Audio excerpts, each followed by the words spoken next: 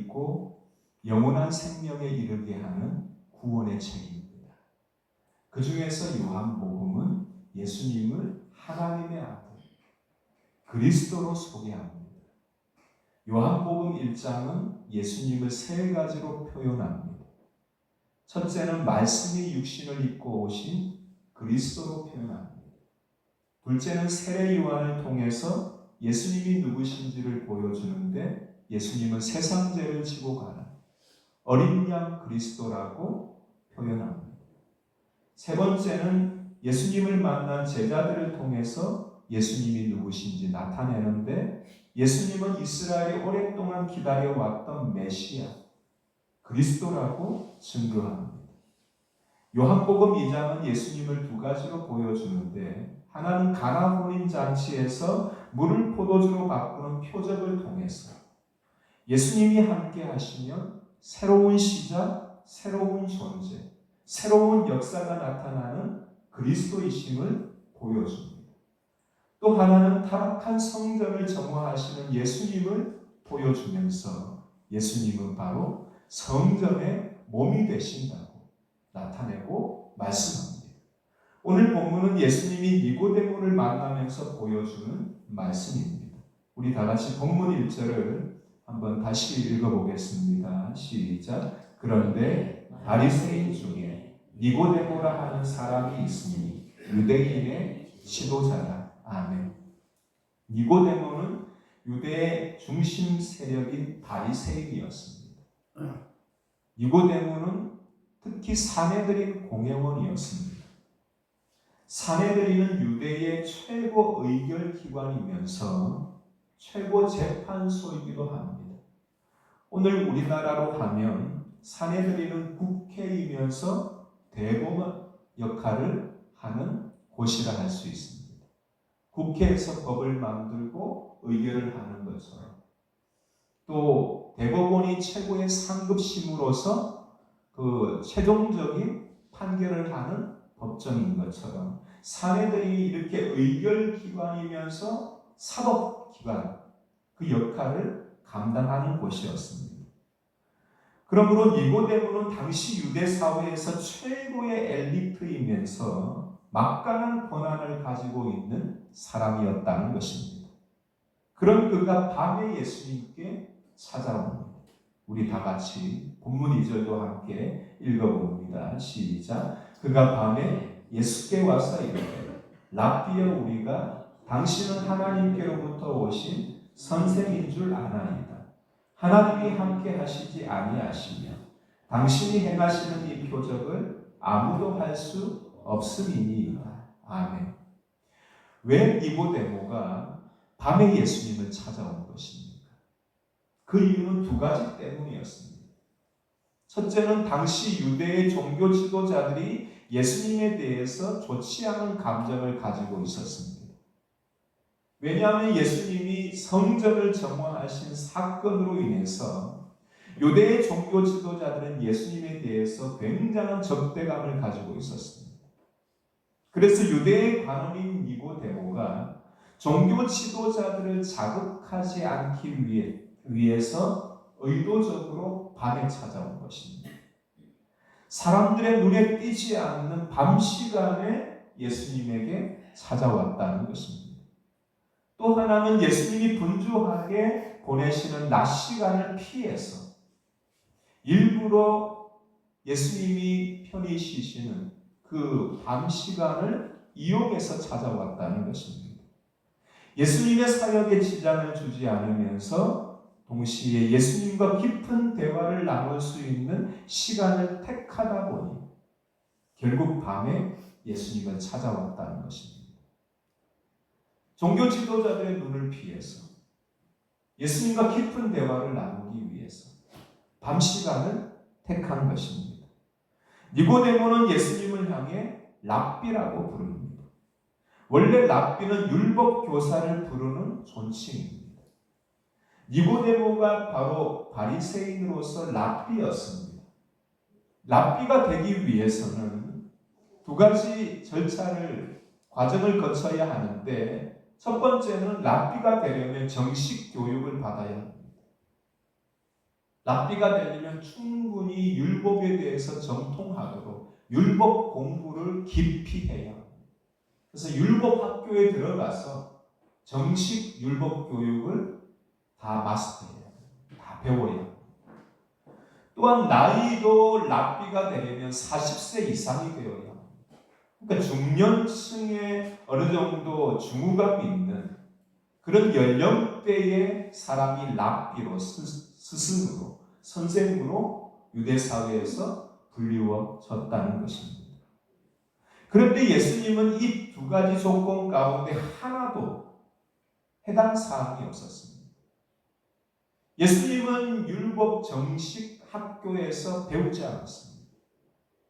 또한 예수님의 나이가 30대입니다.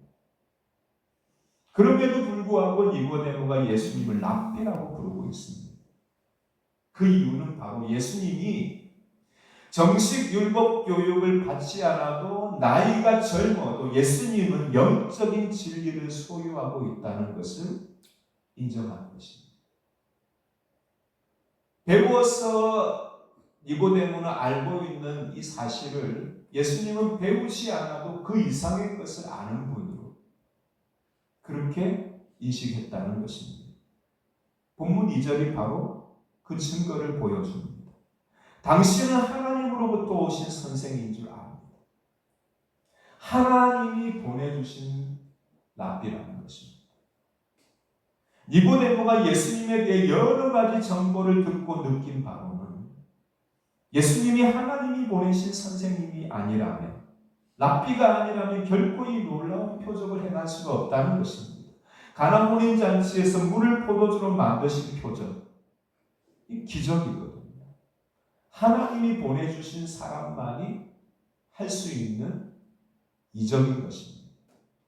또한 성전을 점화하는 굉장히 급진적인 개혁을, 성전 개혁을 단행하시는데 이것도 하나님이 내려온 사람이 아니면 함부로 할 수 없는, 종교 지도자들이 버젓이 있는데 그들을 향해서 대항하듯이 성전을 정화하는 그런 일들을 하는 것을 보고 특별한 분이다, 그렇게 여겼다는 것입니다.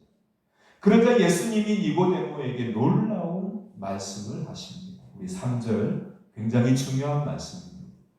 오늘 본문 가운데 내가 진실로 진실로 너희에게 이르노니 이러한 표현이 3군데 나옵니다. 성경 가운데, 복음서 가운데 한 장에서 이렇게 3번이나 나오는 적은 없습니다. 이 거듭남에 대한 말씀을 예수님이 하면서 특별히 강조할 때, 특별히 중요하게 여길 때, 신적인 권위를 담아서 표현할 때 이러한 어구를 사용했는데 예수님이 오늘 이 3장에서 무려 3번이나 씁니다. 3절을 함께 읽어보겠습니다. 시작. 예수께서 대답하여 이르시되 진실로 진실로 내게 이르노니 사람이 거듭나지 아니하면 하나님의 나라를 볼 수 없느니라. 아멘.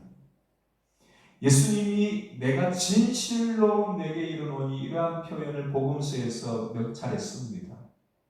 그런데 이 진실로라는 말을 헬라어로 하면 아멘이라고 하거든요. 아멘, 아멘을 2번이나 연거푸 후 내가 진실로 진실로 진짜 진짜 너희에게 말한다. 힘주어서 강조해서 신적인 권위를 담아서 예수님이 강조하는 말씀을 3절에서 하고 있다는 것입니다. 굉장히 드문 표현입니다. 예수님이 지금 이 표현을 쓰고 있는데 이 표현 뒤에 나오는 말이 강조점입니다. 뒤에 나오는 말을 하기 위해서 앞에 예수님이 이렇게 내가 진실로 진실로 내게 이르노니 이러한 표현을 관용구처럼 사용하고 있다는 것입니다. 사람이 거듭나지 아니하면 하나님 나라를 볼 수 없다. 여기서 거듭난다는 말을 원어로 하면 위로부터 태어난다는 뜻입니다. 그냥 우리가 거듭난다는 건 거듭은 2번 있다. 또라는 뜻이거든요. 다시라는 뜻이거든요. 그런데 원어를 보면 하늘로부터 위로부터 태어난다라는 뜻입니다. 거듭난다. 위로부터 태어난다. 위에 계신 하나님으로부터 다시 태어난다는 뜻입니다. 거듭남은 바로 하나님의 은혜와 능력으로 온다는 것입니다. 인간적인 능력으로 거듭나지 않는다는 것입니다. 인간적인 노력으로 거듭날 수 없다는 것입니다. 오직 하나님을 통해서, 위에 계신 하나님을 통해서 주어지는 하나님의 역사가 바로 거듭남의 역사라는 것입니다.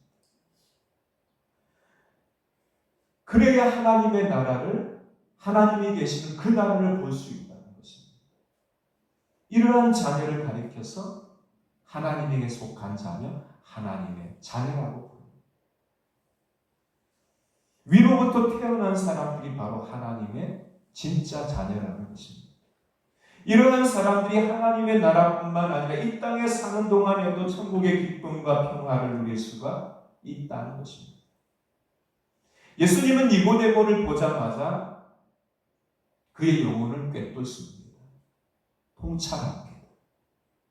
그의 영혼 속에 깊은 영적인 갈증으로 목말라 하고 있다는 사실을 예수님이 보십니다.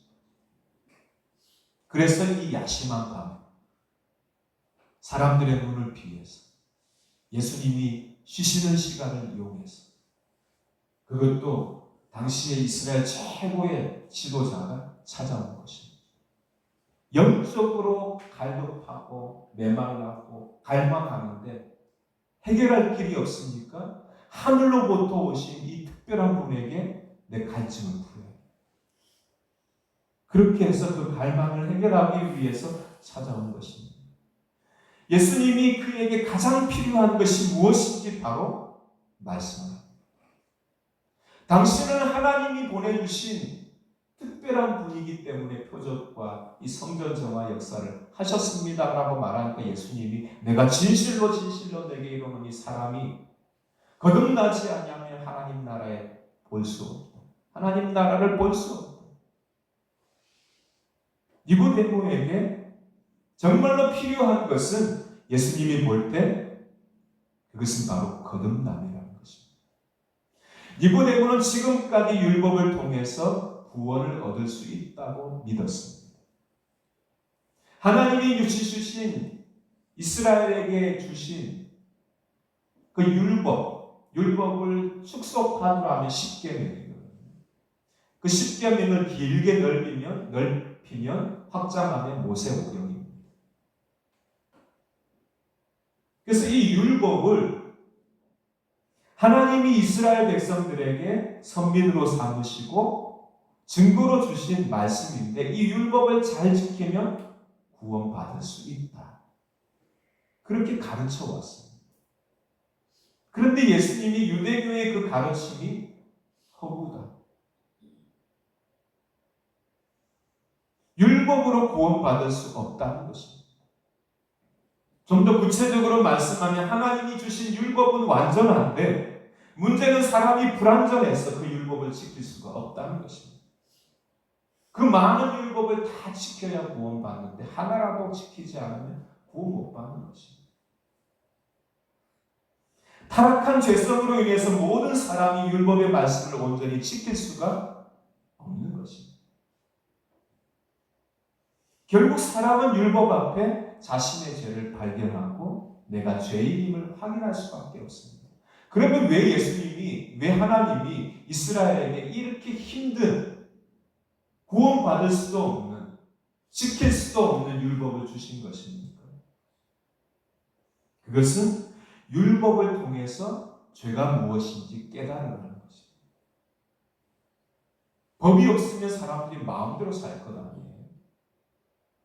법전이 있으니까 이 법전에 보면 이것이 죄인지 의인지 악인지 불의인지 불법인지 부정인지 보여진다는 것입니다. 그래서 법전처럼 하나님이 주셨다는 것입니다.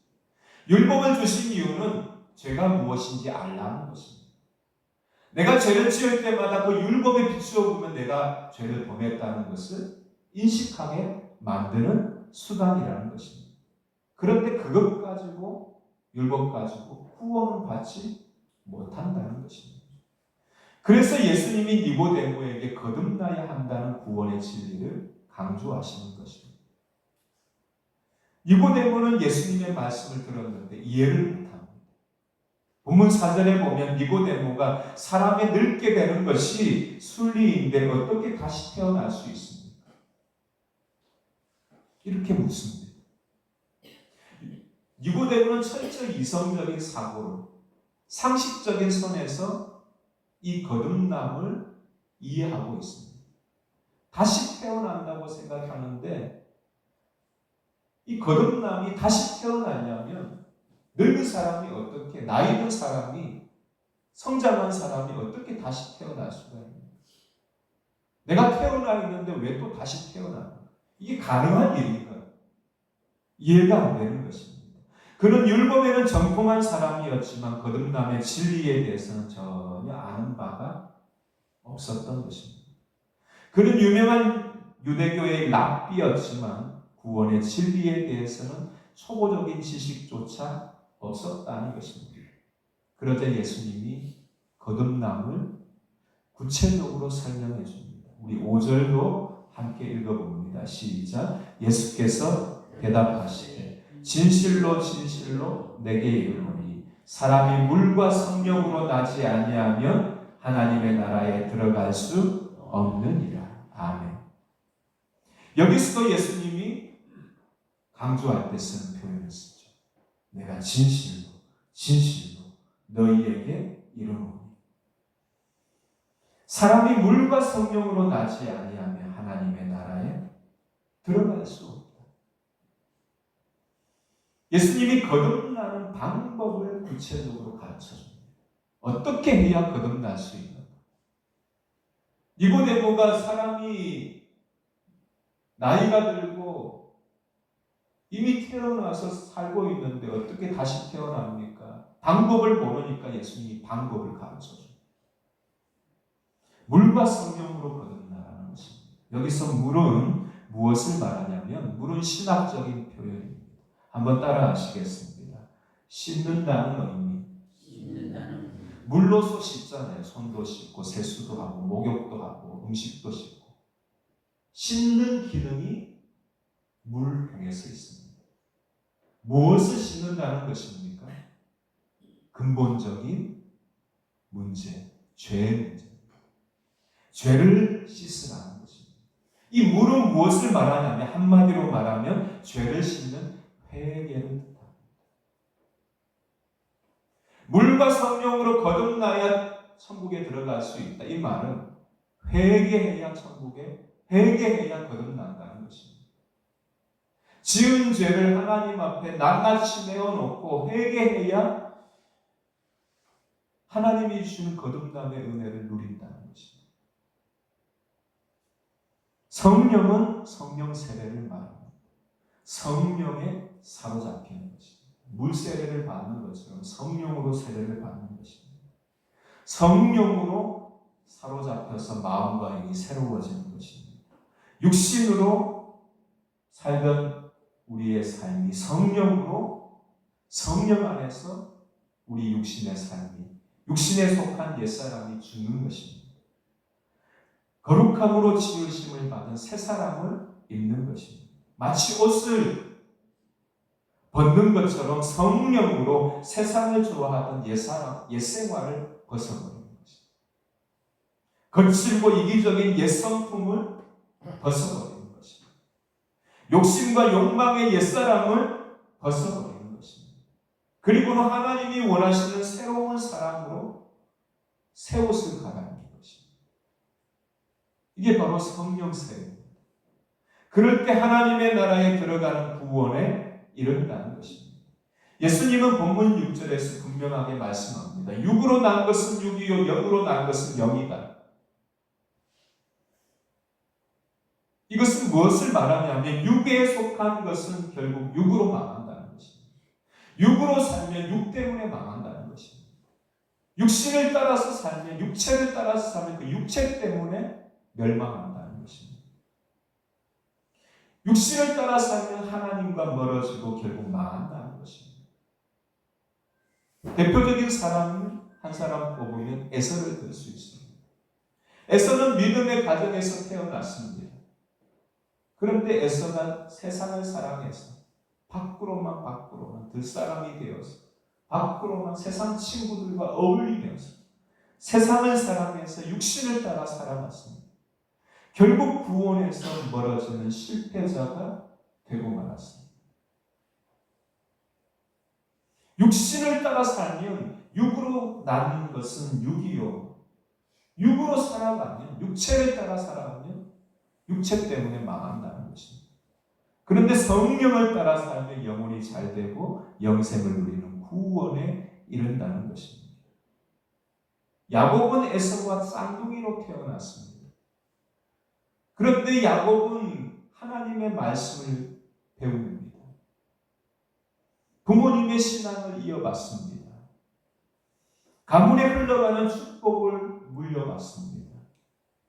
결국 이 야곱이 구원의 조상이 됩니다.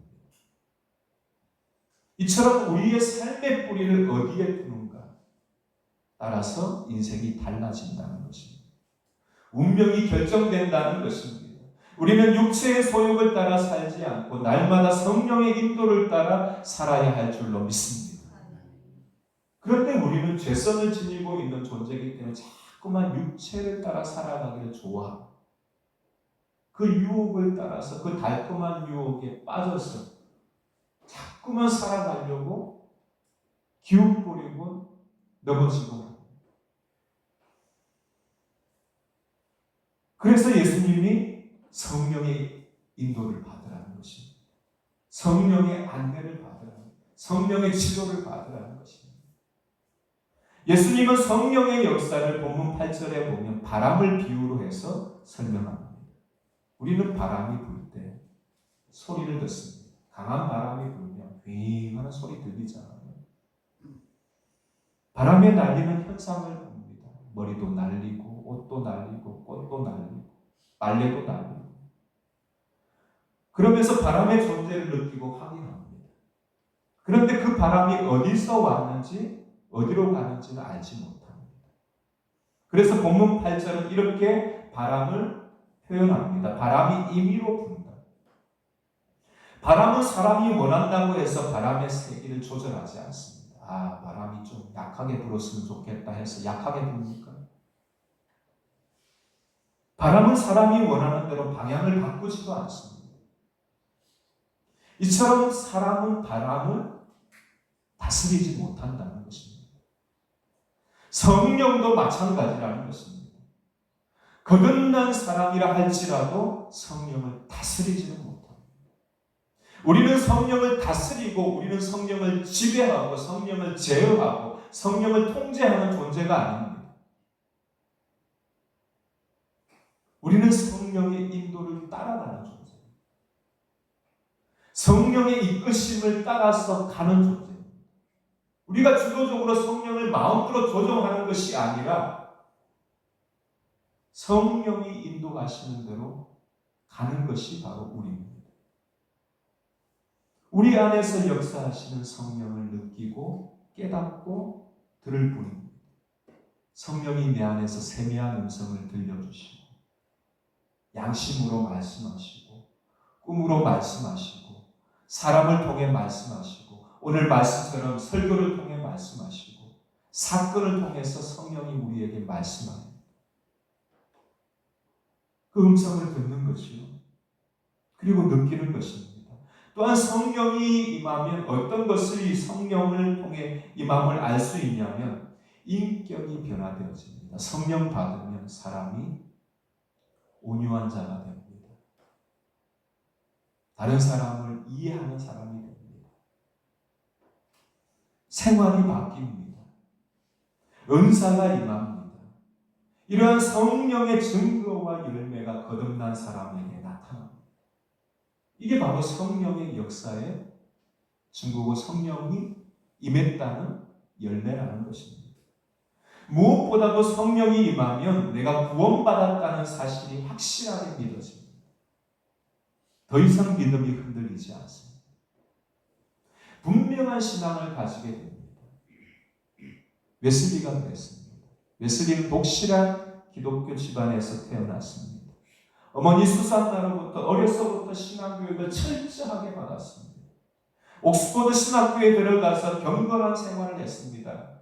홀리클럽을 만들어서, 동아리를 만들어서 거기서 성경을 읽고 원어를 연구하고 기도하고 규칙적으로 옥스퍼드의 그 지붕이 높은 한 건물이 있는데 시간만 되면 웨슬리를 포함해서 자신의 형제 찰스 웨슬리와 주변의 경건한 이 대학생들이 그 꼭대기 골방에 모여서 함께 성경을 연구하고 기도했습니다.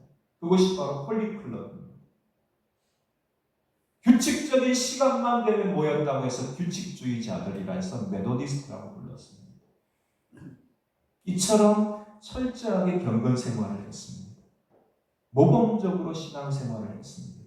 그 위에 목사가 되었고 교수가 되었고 선교사가 되어서 미국으로 갔습니다. 그런데 웨슬리의 마음속에는 구원의 확신이 없었습니다. 그러다가 1738년 5월 24일 영국의 올더스게이트 한 집회에서 성령을 받게 됩니다.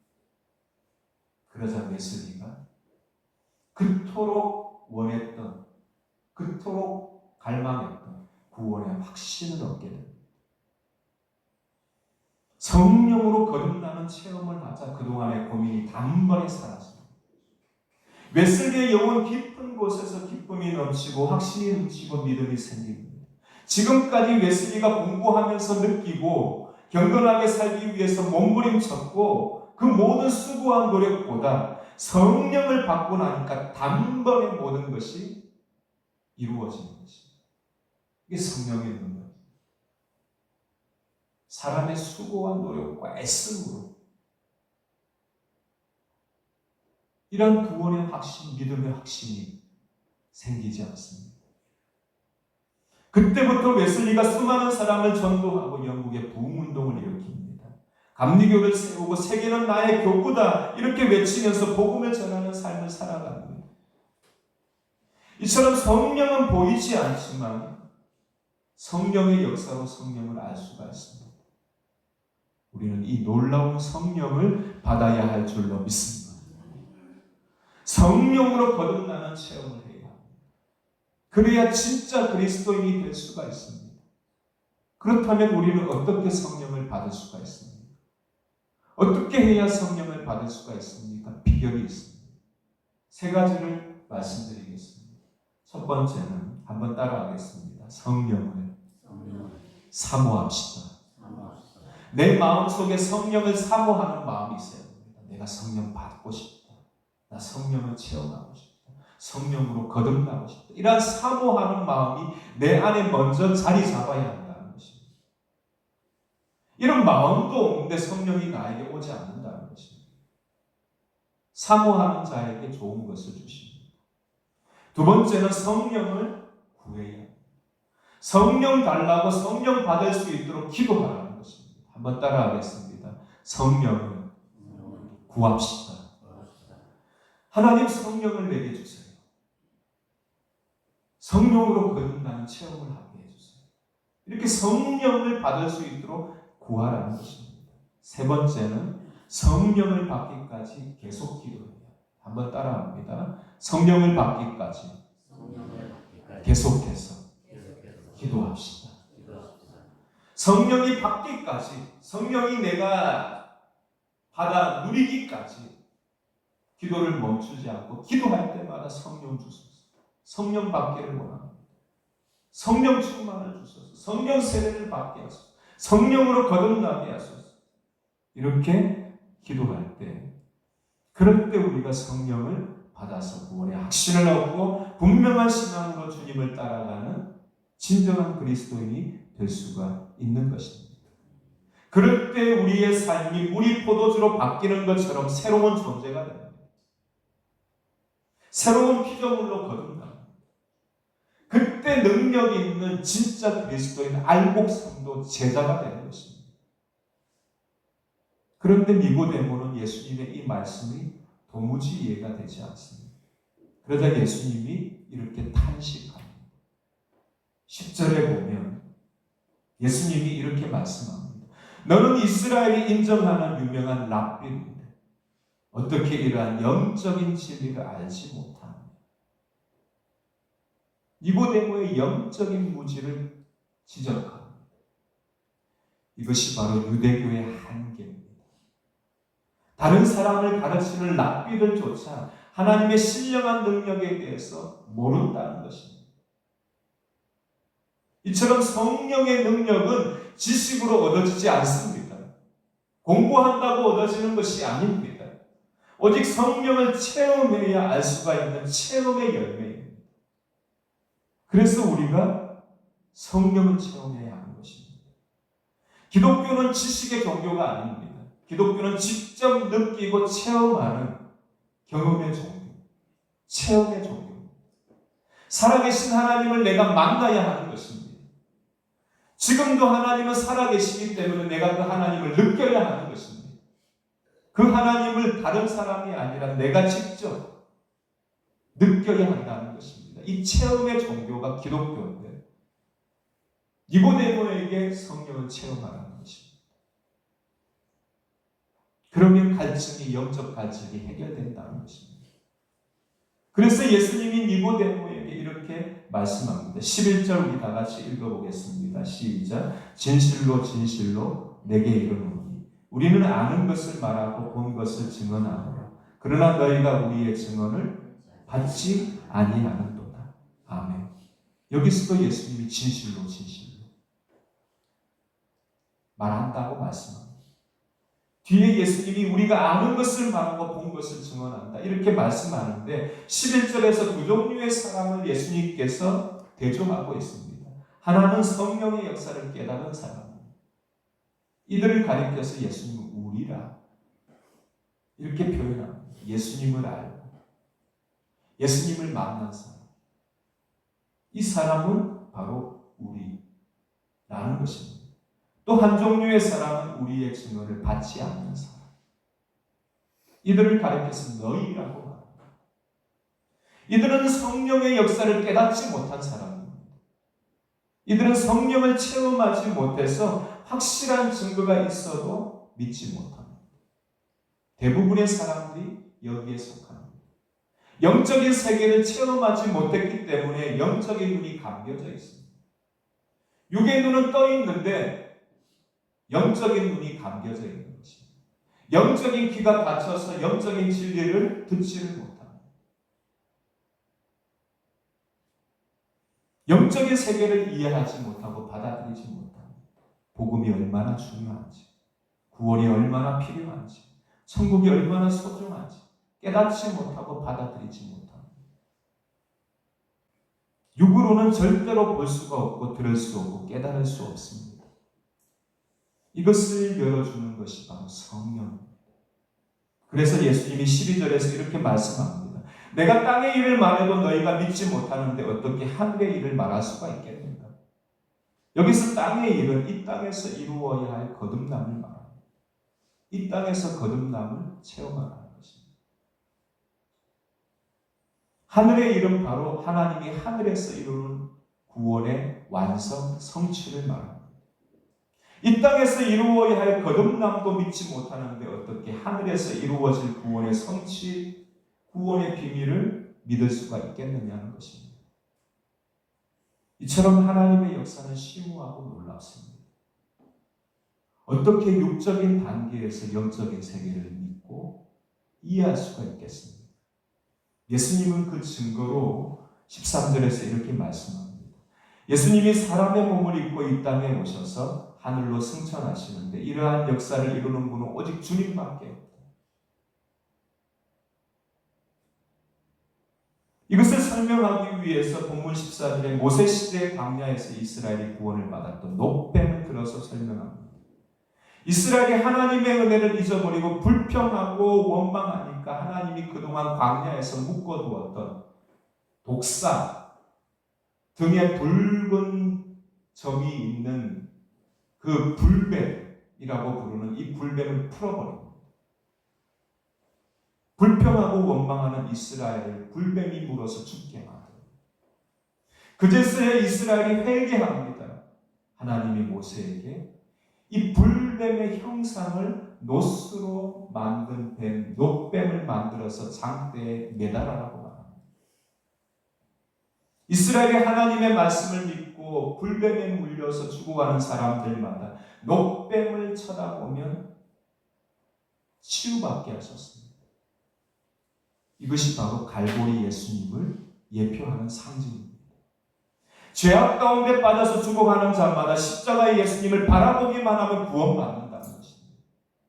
어떤 죄를 지어도 십자가의 주님을 바라보기만 하면 구원에 이른다는 것입니다. 이러한 구원의 진리를 예수님이 결론적으로 말씀합니다. 우리 마지막으로 15절을 읽어보겠습니다. 시작. 이는 그를 믿는 자마다 영생을 얻게 하려 하심이니라. 아멘. 예수님을 믿는 자마다 영생을 얻는 구원의 은혜를 입는다는 것입니다. 니고데모에게 예수님이 바로 구원을 주시는 그리스도다. 이 사실을 알려줍니다. 이 구원은 바로 그리스도이신 예수님을 믿을 때 주어진다는 것입니다. 믿음이 바로 구원을 얻는 비결이라는 것입니다. 이 참된 믿음은 어떻게 옵니까? 성령을 통해서 거듭날 때 진짜 믿음이 우리 안에 심어진다는 것입니다. 어떤 어려움 속에서도 흔들리지 않는 분명한 믿음, 확실한 믿음이 성령으로 거듭날 때 주어진다는 것입니다. 그러므로 우리는 오늘 웨슬리 회심주의를 맞이해서 니고데모처럼 웨슬리처럼 지식에 갇히는 믿음이 되면 안 됩니다. 성령을 체험하는 체험적인 신앙을 가져야 할 줄로 믿습니다. 성령을 사모하고 성령을 구하고 받기까지 계속해서 기도해서 성령을 체험해서 분명한 구원의 확신을 얻고 온전히 주님을 끝까지 따라가는 참된 그리스도인이 되시고 영적인 신앙인들이 다 되시기를 주님의 이름으로 축원합니다.